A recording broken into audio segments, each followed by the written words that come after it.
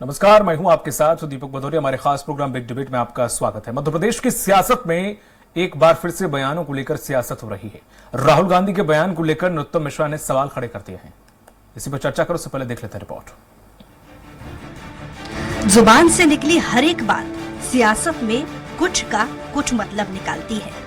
सियासतदारों के हर अल्फाज के कई मायने होते हैं। ऐसे में अगर राजनीति में किसी तरीके का आरोप लगा दिया जाए तो उसे आप समझ सकते हैं कि बात निकलेगी तो दूर तलक जाएगी। कुछ इसी तरीके की सियासत इन दिनों मध्य प्रदेश में देखने को मिल रही है, जब राहुल गांधी ने सरकार पर कई सवाल खड़े किए। दरअसल राहुल गांधी ने आदिवासियों और ओबीसी को लेकर कई वार किए। आदिवासियों पर हुए अत्याचारों का भी जिक्र किया। उन्होंने कहा कि बीजेपी का नेता आदिवासी के ऊपर पेशाब करता है। राहुल गांधी ने जनसभा में मौजूद लोगों से पूछा, आदिवासी और वनवासी में क्या फर्क है? हम आपको आदिवासी कहते हैं। आदिवासी शब्द का मतलब हिंदुस्तान के वासी, जो देश में पहले आए थे, जो इस जमीन के असली मालिक है। हिंदुस्तान की जमीन, जल जंगल पर आदिवासियों का सबसे पहला हक बनता है। बीजेपी आपको वनवासी कहती है, जिसका मतलब है आपका इस जमीन पर हक नहीं है, आप तो जंगल में रहते हैं। राहुल गांधी ने कहा कि कांग्रेस खोखले वादे नहीं करती। हम पैसा कानून लाए, वन अधिकार कानून लेकर आए। हमने कानून बनाया था कि अगर किसी उद्योगपति को आदिवासी की जमीन चाहिए तो उसे ग्राम सभा के सामने हाथ जोड़कर जमीन मांगनी होगी। लेकिन बीजेपी ने इस पैसा कानून को रद्द कर दिया। बीजेपी सरकार ने आपको डरा धमकाकर हिंसा के बल पर आपसे आपकी जमीन छीन ली। मैं आपको गारंटी देता हूँ, जो आपका हक है हम उसे आपको जरूर लौटाएंगे। वहीं मध्य प्रदेश सरकार के गृह मंत्री और बीजेपी के कद्दावर नेता नरोत्तम मिश्रा ने कांग्रेस नेता राहुल गांधी पर बड़ा हमला बोलते हुए कहा कि राहुल सिर्फ विभाजन की राजनीति करते हैं। वे जातीय जनगणना के सहारे जातियों का विभाजन करने की कोशिश कर रहे हैं। जातियों का विभाजन सिर्फ हिंदुओं में ही क्यों होगा, बाकियों में क्यों नहीं होना चाहिए? कांग्रेस दूसरे धर्मों में जातियों की गणना की बात क्यों नहीं करती है? राहुल गांधी ने बीजेपी के लिए मोर्चा खोल दिया है। बहरहाल ये पहली दफा नहीं है जब राहुल गांधी ने बयानों के जरिए राज्य और केंद्र सरकार को आड़े हाथों लिया हो। इससे पहले भी राहुल गांधी अपने बयानों के जरिए सरकार को घेरते रहे हैं। ऐसे में देखने वाली बात होगी कि राहुल गांधी के बयान को लेकर हुई सियासत किस करवट बैठती है। Bureau report, Swaraj express. और इसी मुद्दे पर ज्यादा चर्चा करने के लिए खास पैनल हमारे साथ जुड़ा हुआ है। कांग्रेस प्रवक्ता हैं देवाशीष जारिया जी, आपका बहुत बहुत स्वागत है। बीजेपी प्रवक्ता हैं सचिन वर्मा जी, आपका बहुत बहुत स्वागत है। और वरिष्ठ पत्रकार हैं भूपेंद्र सुलेरी जी। भूपेंद्र जी, आपका भी बहुत बहुत स्वागत है। तो जिस तरह से देखा जाए सचिन जी, जब भी बीजेपी पे जाति जनगणना का कोई सवाल कांग्रेस के द्वारा दागा जाता है, कोई बयान दिया जाता है, तो काफी घबरा क्यों जाती है बीजेपी?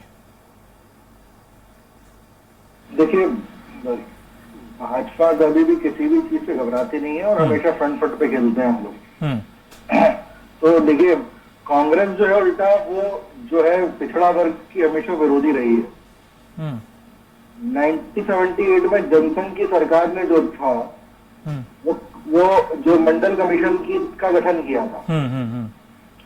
1980 में उसका रिपोर्ट जो थी वो रिपोर्ट पेश हो गई थी सरकार में। जब 1980 में ये रिपोर्ट, जब मंडल कमीशन की रिपोर्ट पेश हुई, जब तक जनसंघ की सरकार जो थी उसमें नहीं रही, कांग्रेस की सरकार आ गई थी। 1980 से 1991 1991 तक कांग्रेस ने इस रिपोर्ट को दबा के रखा। जब गैर कांग्रेसी वीपी सिंह की सरकार जब आई, हाँ जी, तो मंडल कमीशन की रिपोर्ट जो थी वो लागू की गई। जो थी उसको सरकार ने अनुशंसाओं को स्वीकार कर लिया और उसको एक्सेप्ट कर लिया, उसकी सारी रिकमेंडेशंस को। हाँ जी, बिल्कुल, है ना। हाँ। उस वीपी सिंह की सरकार में भी जो भाजपा थी वो समर्थन दे रही थी। उसके बाद जो था कि 1953 में काका कालेलकर ने जो थे वो पिछड़ा वर्ग आयोग के अध्यक्ष बनाए गए थे। 1953 से 2018 तक कांग्रेस ने कभी भी पिछड़ा वर्ग आयोग को संवैधानिक दर्जा नहीं देने दिया। ये तो मोदी सरकार थी जिसने 11 अगस्त 2018 को पिछड़ा वर्ग आयोग को जो संवैधानिक दर्जा दिलवाया। ठीक है, मोदी और राहुल गांधी जो हैं वो एक ओबीसी को अपशब्द कहने के लिए ही सजा के पात्र घोषित किए गए हैं न्यायालय से, और मोदी सरनेम को उन्होंने जो था उसकी मानहानि की थी, ओबीसी की मानहानि की थी, उसी पर से उनको सजा हुई है। ठीक है, मोदी ने 2011 में सर कैसे कराया, और ऑनरेबल हाईकोर्ट से भी सजा हुई। तो कांग्रेस जो है वो हमेशा से पिछड़ा वर्ग की विरोधी रही है, जबकि हमने तो इस प्रदेश में 3 मुख्यमंत्री जो हैं मध्य प्रदेश में ओबीसी वर्ग से दिए हैं, और अभी तो इस पर वर्मा जी, अगर राज्य की बात नहीं कर रहा हूं मैं, केंद्र सरकार से भी जब भी बिहार में भी आवाज उठ रही है, हर विपक्ष पूरी आवाज उठा रहा है कि जातीय जनगणना के आंकड़े रखें, जो रखे हैं पुराने वही दिखा दो, वही उजागर कर दो, ओबीसी वाले वो भी नहीं दिखा रहे। देखिए, जब भी ऐसी कोई बात आती है, ओबीसी का अब हमदर्द हुए हैं, अब इसे ओबीसी हमदर्दी ये क्यों है, आंकड़े दिखाना नहीं चाहते, शायद इसलिए है, ये समझ से परे है, या तो ज्यादा निकल जाएंगे आंकड़े इसलिए आप पहले से जानते हैं, तो इसलिए आप पहले से हमदर्दी थोड़ी सी दिखा रहे, कुछ तो कारण होगा ना, क्यों इतना पीछे हट रही बीजेपी? नहीं, बीजेपी कभी पीछे नहीं हट रही है। आप प्रश्न करें, उसका मैं उत्तर दे रहा हूँ। 2011 में आप जनगणना की बात कर रहे हैं ना। 2011 की जो जनगणना थी उसमें 29 बिंदुओं पर चर्चा हुई थी, और कांग्रेस ने उन 29 बिंदुओं पर ही जानकारी इकट्ठी की थी। उसमें जातिगत कोई भी बिंदु नहीं है। तो ये जो कांग्रेस जो है ये भ्रांति फैला रही है कि ऐसी कोई रिपोर्ट सबमिट हो गई थी, और 2011 से 2014 तक भी कांग्रेस की ही सरकार थी। इनकी ऐसी कोई मंशा होती तो उस मंशा को ये पूरा कर लेते। तो ऐसा कभी भी कुछ हुआ नहीं है। आज जो है कोरोना काल के कारण जो जनगणना जो है अगली बार जो होनी है वो 2016 या 17 में, सॉरी 2026 या 27 में होगी। ठीक है, तो 2026-27 में जो जनगणना होगी, आज की डेट में तो जो विधानसभा है और स्टेट सब्जेक्ट ही नहीं है जनगणना। ठीक है, तो आप स्टेट जो सब्जेक्ट ही नहीं है उसके बारे में आप विधानसभा में ये सारे मुद्दे उठा क्यों रहे हैं? ठीक है, मैं आपके पास लौटूंगा, कांग्रेस प्रवक्ता के पास जाऊंगा। देवाशीष जी, जिस तरह से देखा जाए 1941 से पहले तो जातीय जनगणना होती थी और आंकड़े भी साथ जारी किए जाते थे, उसके बाद से हाँ बाकियों के किए गए, ओबीसी के नहीं किए गए, और अब क्या डर है ऐसा बीजेपी को, जैसा कांग्रेस मानती है, अब आप लोग आवाज उठा रहे हो, अब कहीं ना कहीं प्लस पॉइंट है इसमें भी, क्योंकि जात है या जातीय समीकरण है तो राजनीति है, अन्यथा वो दोनों का वजूद नहीं है, एक दूसरे से पूरक है। तो इसी चीज का कहीं ना कहीं अगर वो ज्यादा निकल गए तो बीजेपी का समीकरण बिगड़ जाएगा, इस चीज का फायदा उठाना चाहते हैं। और जब आप थे, अगर मंडल कमीशन की रिपोर्ट 1990 में बीपी सिंह की सरकार में अगर ना हुई होती तो शायद आज ओबीसी को वो जो दर्जा आज मिला हुआ है वो भी नहीं मिलता।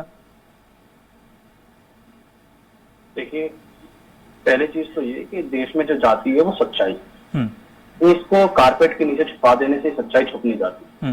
अगर इस देश में प्रधानमंत्री खुद को बताता है कि मैं ओबीसी जाति का हूँ, मध्य प्रदेश का मुख्यमंत्री खुद को चिल्ला चिल्ला के बताता है कि मैं ओबीसी जाति का हूँ, तो इसका मतलब ये जानते हैं कि इस देश में जाति सच्चाई है। अब ये बड़ा प्रश्न है, 1931 में लास्ट बार जो आंकड़े आज तक हमारे पास है वो 1931 के हैं कि ओबीसी की जो जाति है वो इतनी थी, उसकी जनसंख्या इतनी। हाँ, वही चल रहा है। उसके बाद आज तक ये पता नहीं चलता है कि ओबीसी की जाति की स्थिति क्या है। संवैधानिक जो दायरा है उसके मुताबिक एससी और शेड्यूल कास्ट की और शेड्यूल ट्राइब की जातियों का पता रहता है। ठीक है, ये भी पता होता है कि मुस्लिम जातियां और अन्य धर्मों की कितनी संख्या है, ये भी हम लोग आंकड़ा जो है जनगणना में जुटाते हैं। लेकिन बीते कई वर्षों में खासकर जब से मंडल कमीशन की रिपोर्ट आई है, और मंडल कमीशन की रिपोर्ट आने के बाद मंडल कमीशन ने बहुत सारे वादे किए गए। जिस तरीके से माहौल अब तेजी से तब्दील हो रहा है, जिस तरीके से आज ये बड़ा समस्या हमारे सामने उभर के आ रही है कि जो इनइक्वालिटी है, असमानता है, वो तेजी से भारत में बढ़ रही है। भारत में कुछ चुनिंदा मुट्ठी भर लोगों, 1% लोगों के पास 42% देश की संसाधनों को उनका हक बनता है। ठीक है, अब ये सवाल आता है कि ये देश जो संसाधन अगर ये असमान रूप से बटेंगे और असमानता इसी तरीके से बढ़ती जाएगी, तो जो हम भविष्य का भारत देखते हैं उस भविष्य के भारत की क्या परिकल्पना होगी?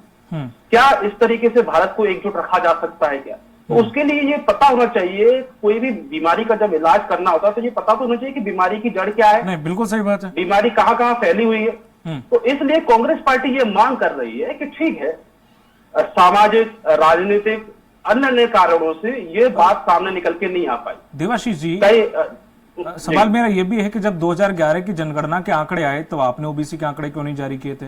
सवाल ये भी है कि जो पुराने आंकड़े थे 1941 से जनगणना कई बार हो चुकी है, तब क्यों नहीं आंकड़े जारी किए गए? भाई आंकड़े तब भी किए गए थे, ओबीसी के आंकड़े आपने क्यों हाइड करके रखे? आप पे अभी तो जो अभी आप बोल रहे हो कि आंकड़े हैं, हमने करके दिए हैं, पर दिखा नहीं रही है, तो वो आप भी तो दिखा सकते थे ना। नहीं, उस समय जब 2011 में जो जनगणना हुई थी उसके बाद एरर था, उसके लिए जो रिपोर्ट है वो सबमिट की गई थी कि जिसमें जो एरर्स वगैरह है उनको मैंने निकाल दीजिए, बाहर कर दीजिए, अच्छा। है ना। और जब तक क्या कहते हैं फाइनल रिपोर्ट जब तक सबमिट हो पाती, उससे पहले कांग्रेसी सरकार चली गई। ठीक है। अब बात ये नहीं है कि आपने क्यों नहीं की, हमने क्यों नहीं की, हम तो ये कह रहे हैं कि आप करके इसका श्रेय ले लीजिए भाई, आप जारी कर दीजिए। अगर आप नई जनगणना नहीं करा सकते तो आप जारी कर दीजिए। देखिए, दिक्कत केवल इतनी सी है कि भारतीय जनता पार्टी ये बताना नहीं चाहती, और वो ये जानती है कि भारतीय जनता पार्टी का जो कोर वोट बैंक है और जिस राष्ट्रवाद की और जिस हिंदुत्व की राजनीति को वो लेके बढ़ती है, वह सामाजिक न्याय की राजनीति के सामने बोना साबित हुआ। ठीक है। और कहीं सामाजिक न्याय की राजनीति देश में परवान न चढ़ जाए, इसलिए चाहते नहीं है कि इस तरह की चर्चा हो, विमर्श हो। इसलिए अगर जातियों की संख्या बताने से अगर देश कैसे बढ़ता है, यह जो तर्क है भारतीय जनता पार्टी का, वो समझ से परे है। इस देश में शेड्यूल कास्ट की जाति पता है, दिखा दी जाए तो गड़बड़ हो जाएगी ना। अब ज्यादा हो गए तब भी, कम हो गए तब भी, खेल बिगड़ जाएगा पूरा राजनीति का। मैं आपके पास भूपेंद्र जी आऊंगा, मैं आ रहा हूं आपके पास देवाशीष जी, सबको समय सीमित है। धर्मेंद्र जी, जिस तरह से देखा जाए जो ये पूरा समीकरण बताया जा रहा है, ओबीसी के आंकड़े वही पुराने वाले चले आ रहे हैं। आरक्षण में भी इतना इन्हें दे दिया, जनजाति आदि अनुसूचित जाति को दे दिया, बचा हुआ तो ओबीसी के हिस्से आ गया। तो ये वही आंकड़े कि हाँ 50% है, 51% है, ये कब तक इस तरह से चलता रहेगा? और बीजेपी इतना भाग क्यों रही है? सर आपसे सवाल, भूपेंद्र जी। अच्छा, वैसे जी देखिए, बीजेपी सनातनी हिंदू धर्म की दक्षिणपंथी पार्टी है। ठीक है। और वो एक आइडियोलॉजी दक्षिणपंथी से चलती है। ठीक है। तो वो हिंदुत्व के एजेंडे पे है, सनातनी जो चीजें हैं। ठीक। और अगर कांग्रेस की राजनीति देखी जाए तो कांग्रेस की आइडियोलॉजी जो है वो जस्ट उसके लेफ्ट हैंड साइड से है। उनकी आइडियोलॉजी वो मानते हैं कि जो अल्पसंख्यक वर्ग है देश का, वो हमारे साथ है, और इनका यह मानना है जो बहुसंख्यक जो हिंदुत्व है वो हमारे साथ है। अब ये इसको डाइल्यूट करना चाहते हैं कांग्रेस चाहती है कि उसमें जैसे पिछड़ा वर्ग में बहुत सी जाति है। आप 1989 का 84 की जो राजीव गांधी की सरकार के बाद अगर आप 89 की सरकार देखें, जब बीपी सिंह हटे और जो संयुक्त मोर्चा बना, और संयुक्त मोर्चा के बाद जो सरकार बनी और उसमें फिर मंडल कमीशन लागू हुआ, उसमें लगभग 900 युवा उस समय आत्महत्याएं की थी। पूरे देश में आंदोलन चला था वो मंडल का जो लागू किया गया था। तो जो राजनीति, तो इसमें जो 500 जातियां जो पिछड़े वर्ग में हैं, जो विभिन्न आती हैं, जो पिछड़ी भी हैं आर्थिक रूप से, कुछ संपन्न भी हैं, लेकिन अगर हम कंक्लूजन के रूप में देखें, ये लोग तो राजनीति करते हैं तो इसलिए अपना वोट बैंक राजनीति और धर्म के हिसाब से सेट करते हैं। लेकिन हम अगर देखें कि भारत की जो सर्वोच्च परीक्षाएं हैं उनमें जो लिटरेसी का जो लेवल है पिछड़ा वर्ग का कहीं कम नहीं है, मैं मानता हूं। और दूसरी बात यह भी है कि वो रोजगार के हिसाब से वो अच्छी सेवाओं में भी रहे हैं, जैसे 14% रहा, उसके बाद 27% रहा। अब इसमें डिवीजन का जो फार्मूला, जो देखिए ये राजनीति है, ये डिवीजन करेंगे। डिवीजन का मतलब ये है कि इस जाति के इस जिले में ज्यादा वोट हैं या इस राज्य में इसके ज्यादा वोट हैं, तो उस हिसाब से उन नेताओं की भागीदारी भी सुनिश्चित होगी, और भागीदारी के क्या उनकी दावेदारी भी सुनिश्चित होगी। अब कई सीटों पे सवर्णों को लगा सामान्य जाति के लोगों को कर दिया जाता है कई जगह जैसे लेकिन साथ में मेरा यह मानना भी है कि जो अल्पसंख्यक समुदाय की, जैसे भारत एक विभिन्नताओं का देश है और सभी मान्यताओं का देश है, इनमें रिजर्वेशन अल्पसंख्यक जातियों के भी पिछड़ा वर्ग में बहुत सी जातियां, जैसे मुस्लिम समुदाय की बहुत सी जातियां, उसमें बढ़ई, नाई और मंसूरी, बहुत सी जातियां हैं। तो मेरा यह मानना है कि देश की आजादी के बाद 75 वर्ष में इन लोगों का भी अगर शैक्षणिक विकास नहीं हुआ तो उनकी भी गणनाओं की जानकारियां उत्पन्न, मतलब कि सामने आनी चाहिए पलट में, और उनकी भी जब जानकारी आएगी तो उनकी जनता के बीच में भागीदारी, राजनीति रूप में भागीदारी होगी और वो नए नियम बनाने में भी उनकी भागीदारी तय होगी। अब बात यहीं पे मैं इसको कंक्लूड करूंगा, क्योंकि ये पैच यहीं पे फंसता है, क्योंकि उनका कहना है कि ये बहुसंख्यक को डिवीजन कर रहे हैं, और उनका मानना है कि हम ये बोर्ड जो पोर्शन है, जिस पोर्शन को हम अपने शिफ्ट कर लेंगे, क्योंकि उससे नेता उभार देंगे और जिसके कारण वो नेता के कारण, तो इस कारण वो उनकी आंतरिक जो संरचना है उनके संगठन की, तो वो इस हिसाब से सोच रहे हैं। लेकिन अगर व्यापक रूप से सोचा जाए, इसको राजनीति, विदेश और राष्ट्र के निर्माण के रूप में अगर देखा जाए, तो मेरा यह मानना है कि आप सारे लोगों का अगर बारीक परीक्षण करना चाहते हैं तो फिर सारी धर्म को करें, उनमें देखें कि बिलो पॉवर्टी लाइन से कौन है, उनमें शिक्षण विकास कैसे है, महिलाओं का स्वास्थ्य का भी देखें, उनके शिशुओं का भी देखें, सारी चीजें देखी जाए तो वो ज्यादा निष्पक्ष भाव रहेगा। लेकिन एक व्यक्तिगत पर्टिकुलर चीज देखी जाए तो वो एक निष्पक्ष भाव नहीं बनता। ठीक है, मैं आऊंगा आपके पास अभी। सचिन जी, जिस तरह से देखा जाए अभी जो भूपेंद्र जी ने बात कही वो थोड़ा सा सही भी लगती है कि अभी जो इस तरह से सनातनी एक हिंदू वाला जो वोट है वो फिर वो कहीं ऐसे तो नहीं कि यादव, ठाकुर, बनिया इस तरह से वो बट जाएगा, फिर वो सनातनी या हिंदू नहीं रह जाएगा। देखिए, सनातनी हिंदू तो जो है एक धर्म है, तो धर्म जो है उसका जाति की जनगणना से कोई प्रत्यक्ष लेना देना नहीं है, वो तो हिंदू ही रहेंगे। नहीं सर, लेना देना तो है। जाति का जनगणना और उसका कोई आपस में कोई समन्वय मुझे समझ में नहीं आ रहा कि सनातनी धर्म का क्या लेना देना है। नहीं तो जो हाँ जी आपका कुछ डिस्टर्बेंस नहीं तो ऐसे सर, ऐसे है ना, अब जैसे आप उत्तर प्रदेश में जाते हैं तो वहां पे मायावती का, बीएसपी का अपना अलग वोट है ना सर, वो आपके हिस्से में नहीं, मायावती के हिस्से में जाता है। तो भाई हिंदू है, हाँ हिंदू तो है सर, लेकिन अब सपा का हिंदू है, लेकिन वो यादव का वोट बीजेपी से जाता है, सपा को जाता है, वो भी हिंदू है। हाँ तो भाई तो मैं बोल रहा हूँ, पिछड़ा वर्ग तो हाँ तो हट गया ना सर। मैं इस चर्चा को थोड़ा अलग लेवल पे लेके आता हूँ। देखिए, बिहार में 63% जो है ओबीसी है। अभी जो सर्वे इन्होंने सबमिट किया है, सर्वे रिपोर्ट सबमिट की है, तो कांग्रेस 63% जो है रिजर्वेशन देने के लिए तैयार है, आरक्षण देने के लिए तैयार है। इनके प्रवक्ता से आप इसका आंसर पूछिए कि भाई 63% ओबीसी है, क्या कांग्रेस 63% नहीं तो कांग्रेस वर्मा जी, कांग्रेस सुप्रीम कोर्ट है क्या? वो कहां से देगी जब 50% फिक्स है? तो बात ही नहीं है भाई, ये बोल रहे हैं जनगणना करनी है, तो जनगणना करने के बाद में उसका पर्पस भी तो समझ में आना चाहिए लोगों को। जनता को ये बताएंगे ना कि उसको कराने का क्या कारण क्या है। ठीक है देवाशीष जी, वो किस तरह से लाभान्वित करेंगे उस वर्ग के लोगों को। ठीक है देवाशीष जी, सचिन जी मैं ठीक है, मैं आपका उत्तर लेता हूं उनसे। रिपोर्ट है 63% लोगों को ये रिजर्वेशन देने वाले हैं क्या? ठीक है सचिन जी, मैं आ रहा हूं आपके पास। जिस तरह से कांग्रेस प्रवक्ता से सवाल है मेरा कि सर, जिस तरह से आप भी बात करते हो देवाशीष जी कि राहुल गांधी कहते हैं कि बांटा जा रहा है धर्म और जाति के आधार पर, जातीय जनगणना के आधार पर सब इकट्ठा हो जाएंगे क्या? पहले तो ये सवाल का जवाब दीजिए, उसके बाद आप जो हाथ खड़ा कर रहे थे अपना उत्तर दीजिए। देखिए, पहले तो मैं सचिन जी की बात का जवाब दे देता हूं। अच्छा, पहले उनके ठीक है, आप उत्तर दीजिए। ओबीसी की जाति की कितनी क्या स्थिति है। अब मैं आपसे निवेदन करता हूं कि आप केंद्र में बैठे हैं, आप लेके आइए बिल।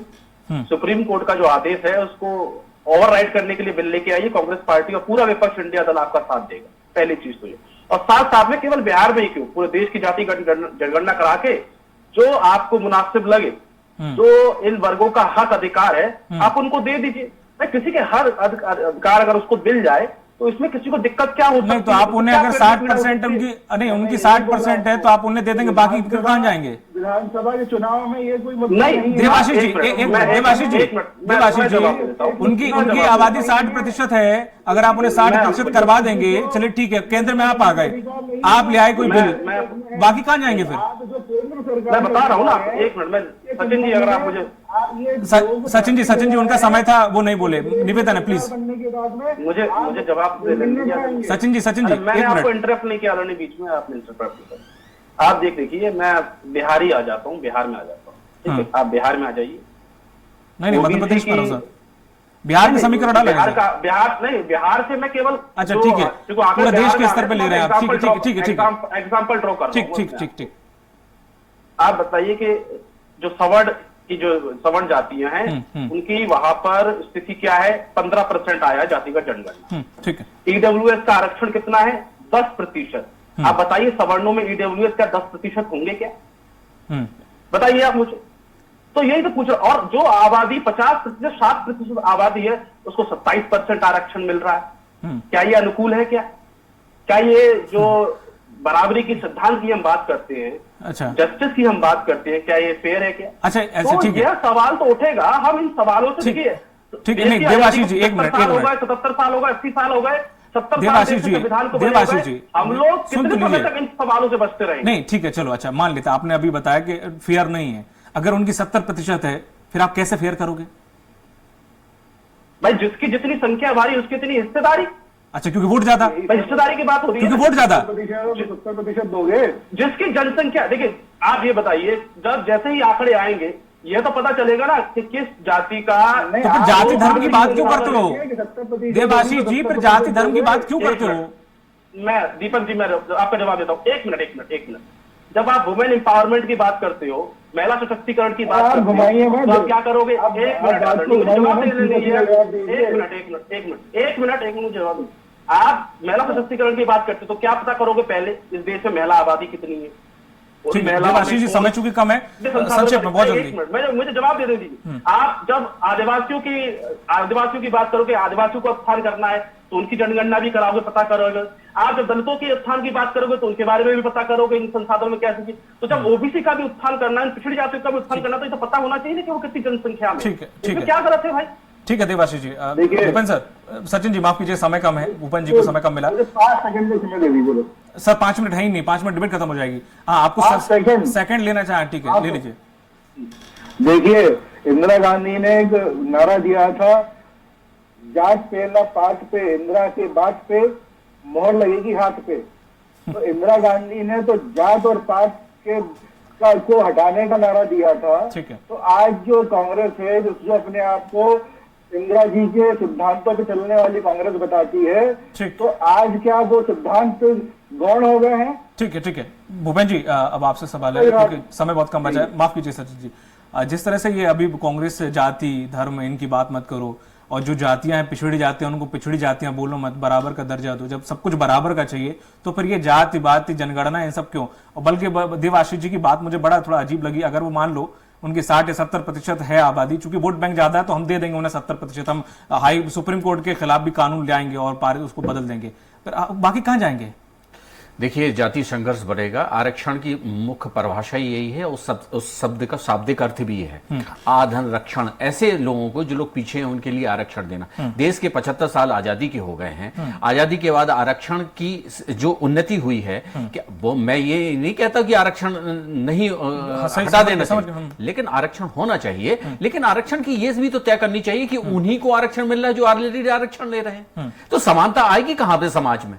दूसरी बात, इस तरह से जाति संघर्ष भी तो बढ़ेगा इस समाज में, और जाति संघर्ष बढ़ेगा जब असमानता की होती, तो यह सरकार की जिम्मेदारी बनती है कि सामाजिक संगठन को मजबूत रखे, सामाजिकता बनाए रखे। और सामाजिकता जब नहीं होगी, आपस में जाति द्वंद्व में, आज देखिए देश के जितनी भी राज्यों में है, अगर नेता अगर चल रही है तो पिछड़ा वर्ग की राजनीति चल रही है, पूरे सत्ता में अगर है तो हर स्टेट पे।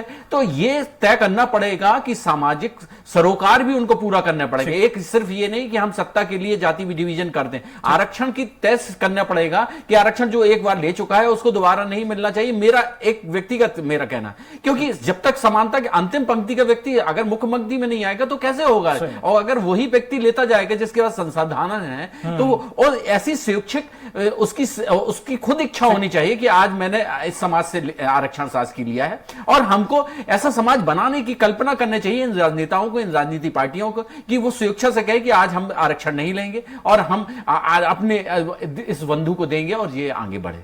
बिल्कुल सही है। ये इस तरह से किया जाने की कोशिश कर रही है कि उनकी आबादी बराबर, उन्हें इतना कर दो बराबर लाने के लिए, अरे बराबर लाने के लिए तो बराबर सभी को करो ना, फिर आप चाहे ओबीसी हो, चाहे एसटी हो, चाहे वो सबड़ हो, सबको बराबर इक्वली करो ना फिर। चलिए बहुत बहुत शुक्रिया हमारे साथ शामिल होने के लिए देवाशीष जी, सचिन जी और भूपेन जी आपका। मध्य प्रदेश की राजनीति में चुनाव के ऐन वक्त पर बयान काफी प्रभावशाली साबित होता है और ऐसे में कांग्रेस ने बीजेपी की दुखती रथ पर जनजातीय जो जनगणना है उस पर हाथ रख दिया। और ऐसे में क्या कांग्रेस को वाकई इसका फायदा मिलेगा या नहीं, वह ये देखना होगा। वहीं बीजेपी इस मुद्दे को कैसे हैंडल करेगी ये भी देखना होगा। मुझे दीजिए इजाजत, नमस्कार।